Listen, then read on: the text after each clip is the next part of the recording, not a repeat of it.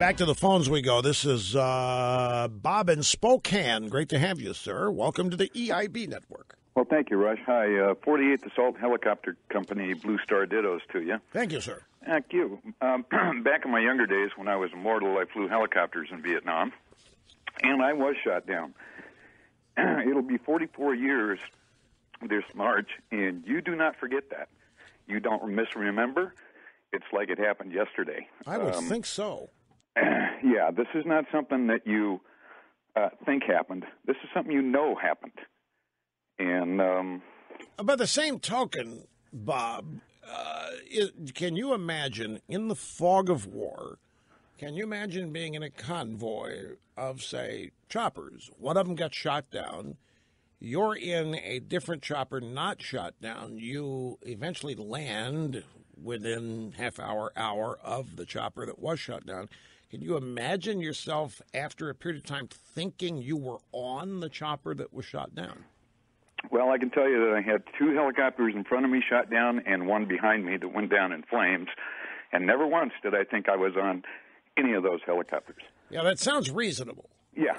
I saw a couple helicopters shot down, and I never once thought I was on them. It sounds reasonable, I have to admit. And one other thing that bothers me on this is that the veterans kind of got their hair rubbed and a pat on the bottom when he said, well, I did this to honor you guys. Right. Well, what he did is an insult to every air crew who ever flew in combat.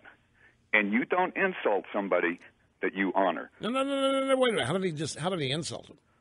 By claiming to be on that helicopter that went down. So he trivialized it. Exactly. Or he stolen valor. You don't do that. That's an insult to anybody who's ever actually done it. Yeah. But he says that he did this because there was a particular serviceman he wanted to honor. Well, that's what I'm saying.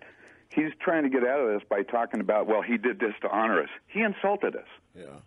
And you don't insult somebody that you're trying to honor. Or by the way, I should point out, NBC News reported at the time that he was shot down. This is not something that Brian Williams concocted after a period of time, after the incident happened. NBC reported it the moment they learned of it, that Williams was shot down. So it was not a distant memory. It was something that happened from the very beginning. This correct. And 12 years, it's been 44 for me, and I remember it like yesterday. Well, I've of course never been shot down, obviously, but I would think I would never forget it.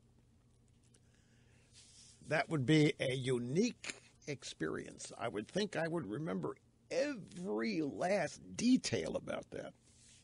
I have to grant you that. Back in just a sec.